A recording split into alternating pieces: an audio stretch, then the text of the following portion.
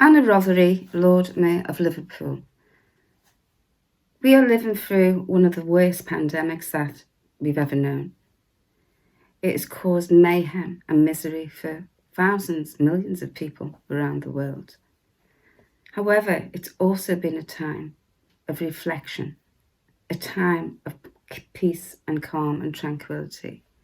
With us being on lockdown, there doesn't seem to be a great deal to do apart from mulling over the issues that are facing the world in this modern day age. We've recently seen the rise of Black Lives Matters after the murder of George Floyd. Nobody knew about George Floyd. It burst onto our social media with the most harrowing image that I've ever seen in my life. A young black man in his prime, a son, a father, an uncle, whose life was literally drained away in front of our eyes. One of the most horrific scenes you will ever see in your lifetime. But what that did was bring people together to consider what we do in the world. And even here at home in the UK, huge considerations about the injustices and the inequalities that take place internationally. I don't believe any one country is more to blame than any other country. This is a learned behaviour that's been learned over decades and decades and decades. This inability to see beyond the enslavement and the injustice that Black people face is so totally outmoded and so in the past. As a modern society, any modern society, we must look and see and appreciate the value that people of colour, people who are Black people and brown people, we live in an age where we define who we are. Our young people choose words like brown. They also use words like people of colour. My age group, we use the word of being Black. And that was because we lived through a time in the 60s and 70s when we were so oppressed internationally that we took ownership of our Blackness and we celebrated it and we became proud to use that word. I'm not saying our young people are no less proud. They totally are. But what we need to do is look and lead by example. We need to look at the way we treat people. We need to look at how we treat them, whether it's education, employment, business opportunities, and the opportunity to participate within society on every level and make the contributions that we're so capable of making. It is a time of change and a time of reflection. And during this time of change and reflection, we really need to do some soul-searching and look at what motivates us to treat people so unjustly. We need to be coming out of this pandemic with more empathy and sensitivity to others. We need to dig very, very deep and ask ourselves, what can I do? What can I do as an individual that is going to change the collective approach to Black people? It's a very sad time for everybody. We've also seen that we have a large proportion of BAME community who work in the NHS on the front line, who are suffering worse than any other culture. We've seen the priorities that have been made in terms of ensuring people have PPE, but we also see that our BAME members are on the front line. And when you look across the whole of the city, the volunteers that are organising, they're putting their lives on the line every single day. And none so more as our BAME community. We feed our elders, whether it's in Liverpool, Manchester, across the city region, or nationally. We are out there making sure that our elders are safe because we know that our elders are probably amongst the most vulnerable group. You have to put yourself in my shoes as a Black woman, as the first Black Lord Mayor of the city. I know over many years of being an elected member, 15 years to be precise, that this is about changing hearts and minds.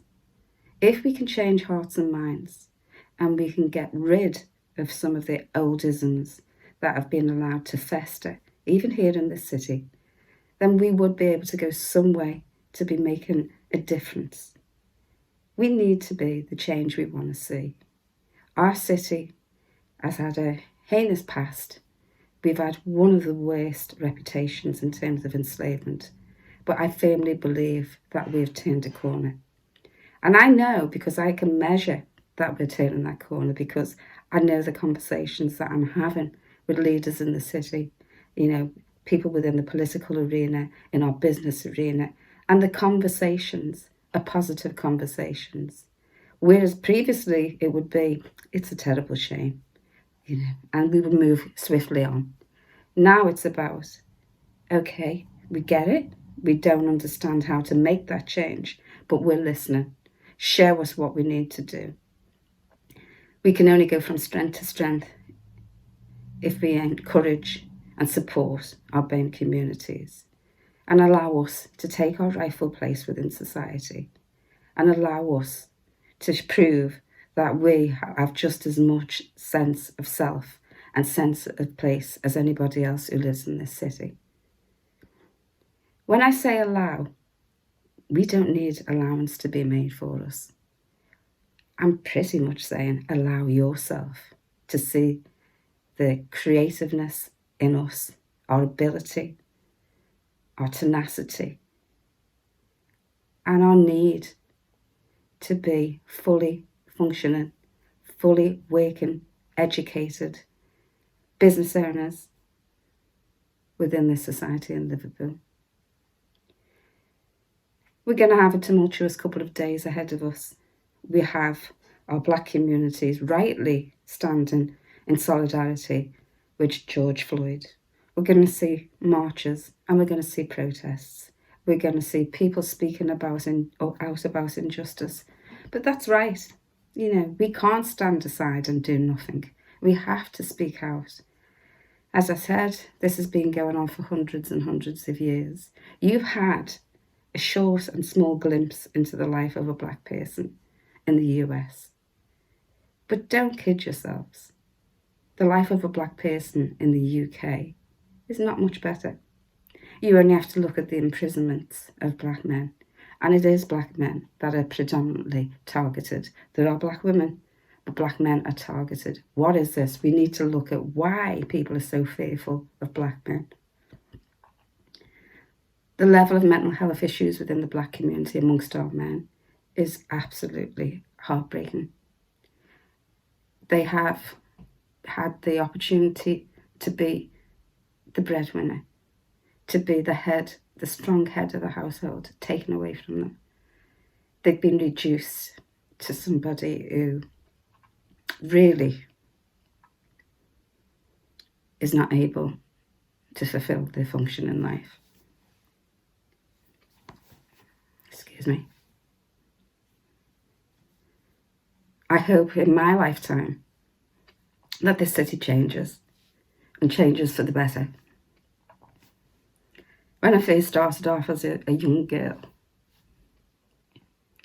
I never thought it was futile. I firmly believed anything was possible. That was the mantra of my mother, who'd married a Jamaican man. She was an English woman, but always taught me to keep my head held high and to pursue each and every one of my dreams, which is what I've done. So now I ask you to reflect on your life, the life of your children and your grandchildren, and then compare it to the life of me and my child and my grandchildren.